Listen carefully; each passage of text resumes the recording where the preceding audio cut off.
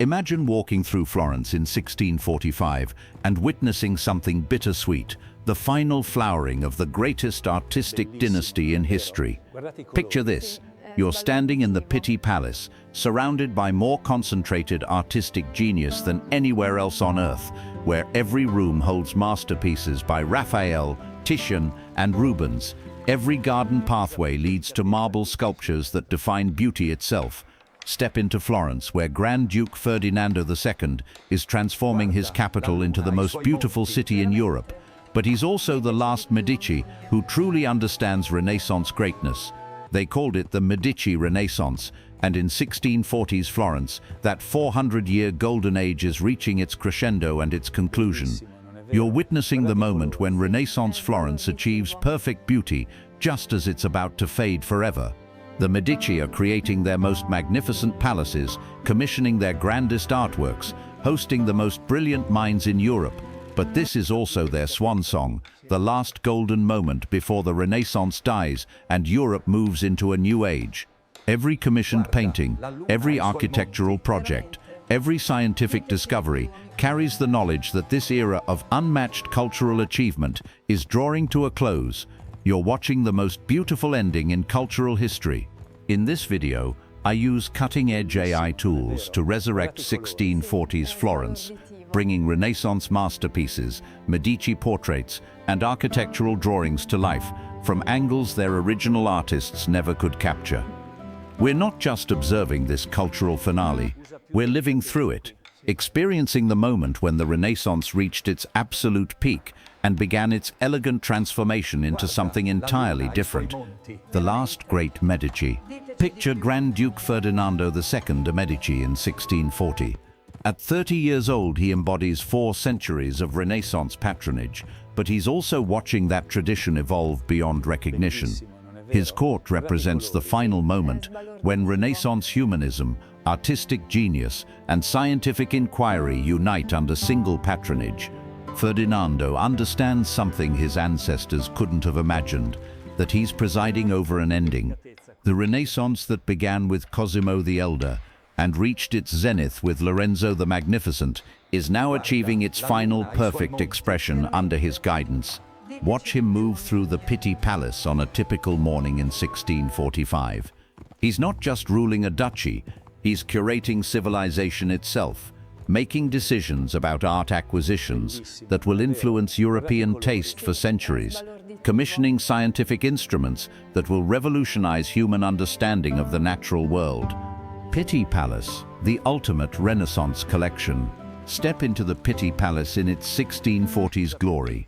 This isn't just a residence, it's the greatest private art museum ever assembled, where 4 centuries of Medici collecting has created something unprecedented in human history. Picture walking through the Palatine Gallery.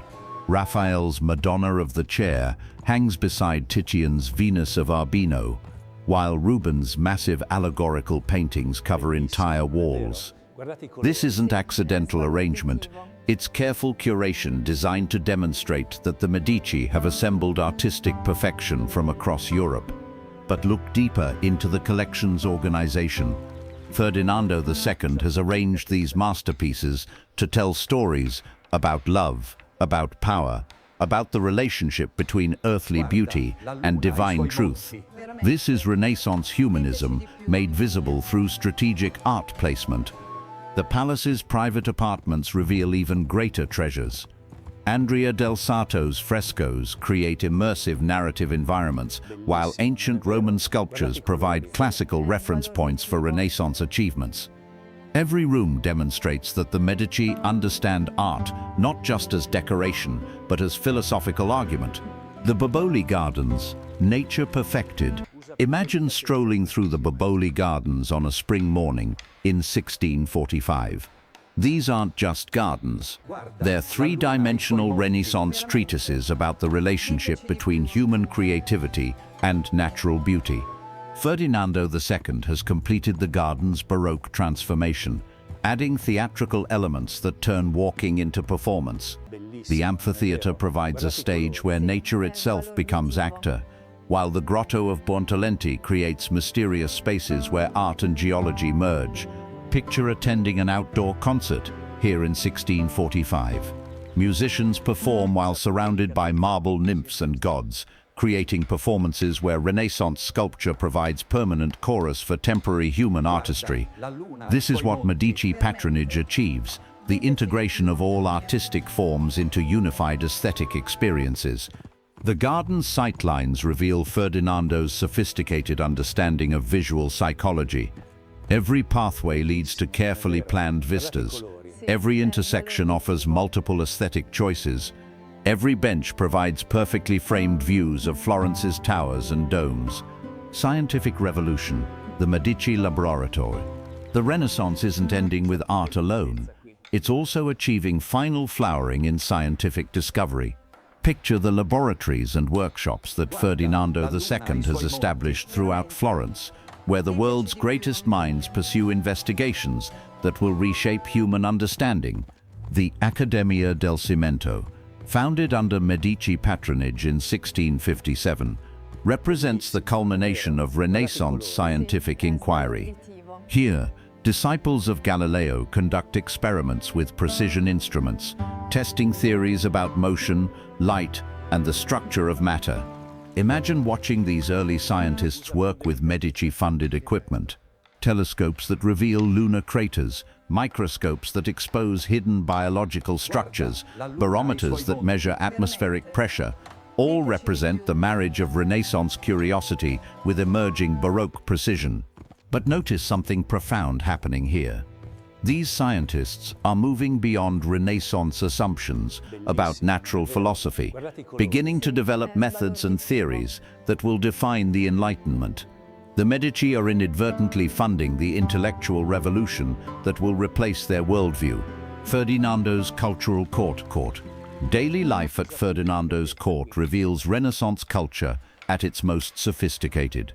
Picture attending a typical evening gathering in 1645, where artists, scientists, philosophers, and diplomats create conversations that span human knowledge. Musicians perform compositions that blend Renaissance polyphony with emerging Baroque dramatic techniques. Poets recite works that celebrate both classical mythology and contemporary scientific discoveries. Painters discuss color theory, while mathematicians explain geometric principles underlying artistic perspective. This isn't just entertainment, it's cultural synthesis on the highest level. Ferdinando has created an environment where different forms of human creativity fertilize each other, where artistic imagination and scientific discovery inform each other's development. But listen carefully to these conversations. Increasingly, participants discuss ideas that challenge Renaissance assumptions about human nature, about political organization, about the relationship between reason and tradition. The Medici workshops, craftsmanship perfected. Enter the workshops that Ferdinando maintains throughout Florence, centers of artistic production that represent 4 centuries of accumulated expertise. Here, master craftsmen create objects that will define luxury and beauty for generations. Picture the Grand Ducal workshops where artisans produce mosaic tables using techniques perfected over decades. Every stone is cut with mathematical precision, every color combination tested for optimal visual effect. These aren't just furniture pieces, they're demonstrations of human capability pushed to absolute limits. The textile workshops weave silk patterns that incorporate both Renaissance decorative traditions and Baroque dramatic innovations. Fashion emerging from these ateliers influences court dress across Europe, making Florence's aesthetic preferences into international standards. Watch goldsmiths create ceremonial objects that blend classical forms with contemporary technical innovations. Every chalice, every decorative sword, every piece of court jewelry represents the intersection of artistic vision and technical mastery that defines Renaissance achievement. Architecture, the final Renaissance statements. Throughout Florence, Ferdinando commissions architectural projects that represent Renaissance building arts at their most refined. These aren't revolutionary structures, they're perfections of established traditions, final statements of accumulated architectural wisdom. Picture the facade of San Lorenzo being completed according to Michelangelo's designs, finally realizing a vision conceived a century earlier. This isn't historical accident, it's deliberate cultural completion. Ferdinando's determination to finish what previous generations began. The Palazzo Medici Riccardi receives Baroque additions that enhance rather than replace Renaissance elements. New rooms blend seamlessly with older spaces, creating architectural conversations between different generations of Medici patronage. But notice something crucial about these projects. While beautiful and sophisticated, they're not pioneering new architectural languages. Instead, they're bringing existing traditions to culminating perfection, creating final chapters rather than opening new books. The changing European context. By 1645, Florence exists within a European context that no longer automatically defers to Italian cultural leadership. French influence grows throughout European courts, while Northern European scientific achievements challenge Italian intellectual supremacy. Picture diplomats visiting Ferdinando's court from across Europe. They admire Medici collections and praise Florentine artistic achievements, but their conversations increasingly focus on developments in Paris, Amsterdam, and Vienna, rather than Italian innovations. This shift isn't hostile, it's evolutionary. The Renaissance that began in Italian city-states has spread throughout Europe and is now developing in directions that transcend its Italian origins. The Medici have succeeded so completely that they've made their own cultural monopoly obsolete. Ferdinando understands this transformation and adapts intelligently, maintaining Florence's relevance through excellence rather than innovation, perfection rather than revolution, the art market revolution. Something fundamental is changing in how Europe values and acquires art. Picture the increasing number of foreign collectors who visit Florence, seeking to purchase masterpieces for courts in Madrid, Vienna, and Paris. The Medici collections, assembled over generations, now represent capital that can be converted into political influence. Ferdinando carefully manages these sales, trading artistic treasures for diplomatic advantages while maintaining Florence's cultural prestige. But this commercialization of art reflects broader changes in European culture. Renaissance patronage assumed that artistic achievement served local prestige and spiritual development. The emerging Baroque system treats art increasingly as luxury commodity that travels between courts according to political necessity. This transformation doesn't diminish artistic quality. If anything, international competition drives technical excellence to new heights. But it fundamentally alters the relationship between artists, patrons, and audiences. Religious art, sacred and secular synthesis. Ferdinando's religious commissions represent Renaissance sacred art at its most sophisticated. Picture entering churches throughout Florence, where new altarpieces demonstrate the complete integration of classical technique, Christian iconography, and contemporary aesthetic sensibility. Santa Maria Maddalena de' Pazzi receives decorative programs that transform worship into total aesthetic experience. Every fresco, every sculpture, every architectural detail works together to create environments where prayer becomes artistic appreciation, and artistic appreciation deepens spiritual understanding. But notice how these religious works increasingly incorporate secular elements, landscapes that reflect contemporary scientific understanding of natural world, architectural backgrounds that showcase Renaissance building techniques, human figures that express Baroque psychological complexity. This synthesis isn't accidental confusion, it's deliberate Renaissance philosophy, made visible, demonstrating that sacred and secular beauty spring from the same divine source. The Medici women, cultural influence. Picture the sophisticated women of Ferdinando's court. His wife, Vittoria della Rovere, his sister-in-law Christine of Lorraine, who exercise significant influence over cultural patronage decisions.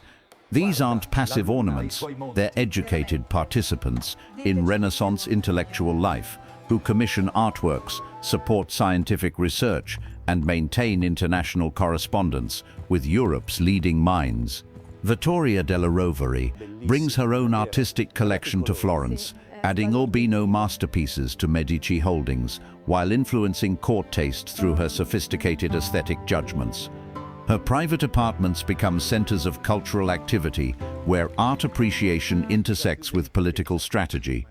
The prominence of women in Ferdinando's cultural court reflects Renaissance assumptions about human capability, transcending gender boundaries. But it also anticipates Baroque developments in court society that will give women increasing cultural authority. Economic foundation behind Florence's cultural achievements lies sophisticated economic management. Picture the banking operations, textile industries, and international trade networks that provide financial foundation for Medici artistic patronage. Ferdinando has modernized Medici economic activities without abandoning traditional sources of wealth. Florentine banks finance commercial activities throughout Europe, while textile exports carry Florentine aesthetic preferences to international markets. But economic competition from northern European cities increasingly challenges Florentine commercial supremacy. Amsterdam and London develop financial innovations that surpass Italian methods, while manufacturing centers in France and Flanders produce luxury goods that compete with Florentine products. This economic pressure doesn't immediately threaten Medici cultural activities, but it gradually reduces the resources available for the unlimited artistic patronage that has defined Renaissance Florence. The literary golden age, Florence in the 1640s witnesses the final flowering of Renaissance literary culture. Picture the poets, historians, and philosophers who gather in Medici palaces to discuss works that will define Italian literary achievement. The Accademia della Crusca, supported by Medici patronage, completes projects that standardize Italian language and preserve literary masterpieces for future generations. This isn't just scholarly activity. It's cultural preservation on the highest level. But literary conversations increasingly acknowledge that Italian cultural hegemony belongs to the past rather than the future. Contemporary writers admire Petrarch and Boccaccio while recognizing that literary innovation now occurs in French, Spanish, and English rather than Italian. This transition doesn't represent failure, but evolution. The Renaissance literary tradition has achieved such perfection that it provides foundation for European literary development, rather than continuing to lead that development. Scientific legacy. From Renaissance to Enlightenment, the scientific achievements sponsored by Ferdinando represent the transition from Renaissance natural philosophy to Enlightenment systematic investigation. Picture the moment when Galileo's disciples begin developing methods that will define modern scientific practice. Ferdinando's support for these investigations demonstrates Renaissance assumptions about the unity of all knowledge, but the results increasingly challenge those same assumptions. Scientific discoveries reveal natural world complexity that transcends Renaissance philosophical categories. This isn't cultural conflict, but intellectual evolution. The Renaissance curiosity that motivated scientific investigation has succeeded so completely that it has discovered truths that require new philosophical frameworks for proper understanding.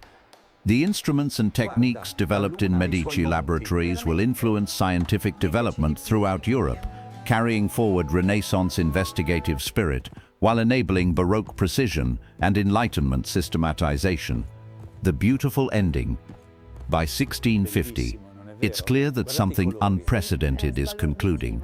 Picture Florence at the decade's end, more beautiful than ever before, housing more artistic treasures than any comparable city, supporting more sophisticated cultural activities than previous generations could have imagined. Yet informed observers recognize that this represents culmination rather than beginning, perfection rather than innovation, completion rather than opening.